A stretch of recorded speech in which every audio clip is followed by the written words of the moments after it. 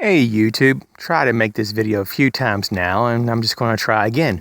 I'm not really sure exactly what I'm trying to say here, but in general, I'm just trying to say if Hillary Clinton gets in, this is just a hypothetical video. We have less than 28 days now until the election here in 2016 for the next president. If Hillary Clinton gets in, is there going to be things that you do? And I'm not talking about the things that we need to do now until the election. We already have videos and talked about that. And if you don't have pretty much that done by now, I don't know what to tell you.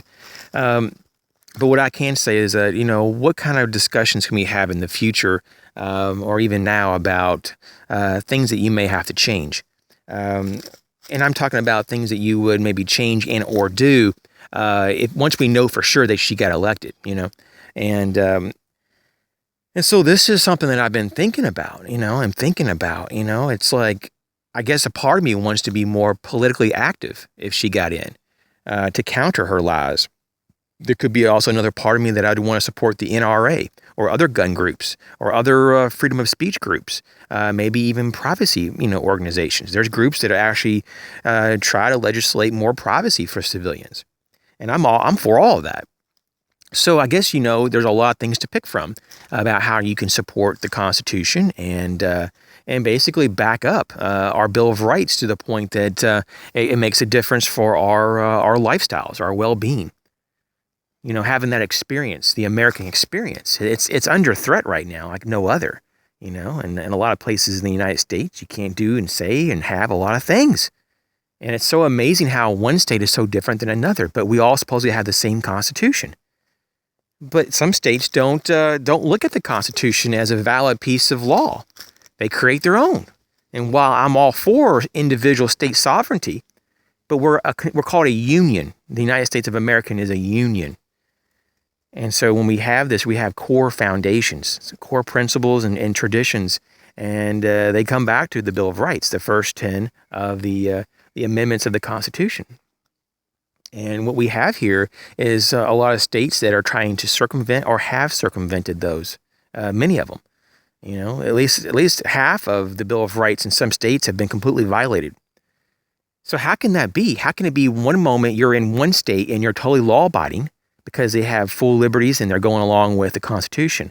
The next minute you're still in America, but you cross this, this imaginary boundary that goes into the next state. Now you're a criminal because you have said something or because you have something on your possession that isn't lawful in that state, but yet it is protected with the Constitution. It's just mind-blowing. It's just like, wow. And so you can see that those havens of liberal socialist mentalities have perverted those areas. And I don't need to tell you the different parts of California, if not the entire state of California on some issues. Chicago is another place that comes to my mind immediately. Washington, D.C. is another just completely liberal left-wing hack job, completely devoid of most of your freedoms. And it goes on and on. There's all kinds of other bastions of just tyranny. And it's almost like a type of slavery, really, And so what kind of things, once again, are you willing or you are going to do or you plan to do if Hillary gets in? You don't have to be too personal or to talk about anything that you don't want to talk about, obviously, for personal privacy. I'm a big advocate of that. But things that you are willing to just kind of mention, and you can be very brief and very generalized, if you will, if that makes it better. But I mean, is it going to be something like I said before, are you going to be more of a political advocate against that ideology? Are you going to maybe do talks and stuff with maybe children's groups, or go volunteer with the Boy Scouts and help share the history to the children about what our country really stands for and what the Constitution really is all about, what it means to be an American? Is it going to be something that you just support, maybe groups that you support financially? Or are you going to actually be a person that goes out and becomes more of a public figure and outwardly counters the lies and deceit that the left-wing liberal type of mentalities push, the counter these the slow creep of socialism we see that's just prevalent in a lot of places in this country. It's totally destroying the way of life. So It's an amazing thing. It's an amazing thing. Like my grandparents, for example, they can't. They can't sometimes even believe that they can't do some of the things that they did when they were younger, because it's now outlawed. It's just like they don't even see it as the same country. My neighbors that are a little older say the same thing. It's just like they can't even identify that this was the same country. And some people, they don't, because especially if you're younger, you don't really know any different. You're like, well, what's so bad with what we have? Well, you just don't understand how much more freedoms and how much more just personal liberties we had. Especially when you get a little older and you find out about that history and you try to open up a business. I'm not sure if you ever have. I have. And you want to talk about red tape. It's very difficult to open a business. Now, it's not difficult to get a business license and to maybe get a contract or find a wholesaler for your goods, maybe even find a shop and put stuff in there and sell it. I'm not talking about all of that. I'm talking about just the red tape, especially if you're like in a business, it's like a restaurant. You have all kinds of red tape to even sell food. Some of that is good. Some of it's not, because of the oversight. And when you really get into the deeper part of it, you'll see through regulations. Depending on what city and state you live in, there's all kind of regulations that you have to have in place and fulfill to actually even have that store open. And then, of course, you have the biggest burden for a lot is the taxes. Not only just collecting the taxes, but to do the taxes. They're complicated as hell.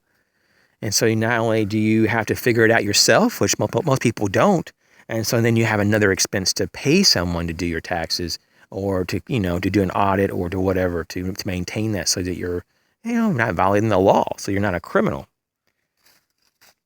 And this is where we're at in America, that we have one of the highest tax rates in the world, and so it's no big surprise that things are not thriving right now. That's why, even though I have problems with Trump, he's really talking about something that's real about the tax code. Now, the president does not have the power just to go in there in the office and say, by executive action, we're changing the tax code percent. No, he's going to have to be an advocate in Congress to say, hey, we need to change this. But it's good to have an advocate. That's why I kind of laugh sometimes in these debates, well, I'm president, I'm going to do this and this and this. Almost like 95+% of what they say, a president doesn't even have the power to do those. He can advocate for it, but the president isn't supposed to be like a dictator or some oligarch type of god. No. But he's just saying, though, when it comes to legislation comes to his desk, will he or will he not veto it?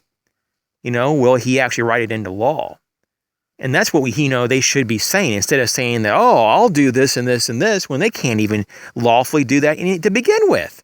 But there's a lot of ignorant people that go, oh, we can't have him in there because he says he's going to do this, when he can't even do that as president. Just like Hillary says the same thing. I'm going to make America safer and all this, and I'm going to go and collect these guns and ban all these so-called assault rifles, when assault rifles aren't the problem, and she has no power to do any of that.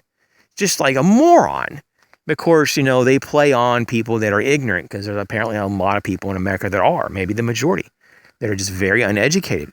And so what we get is what we deserve to some degree.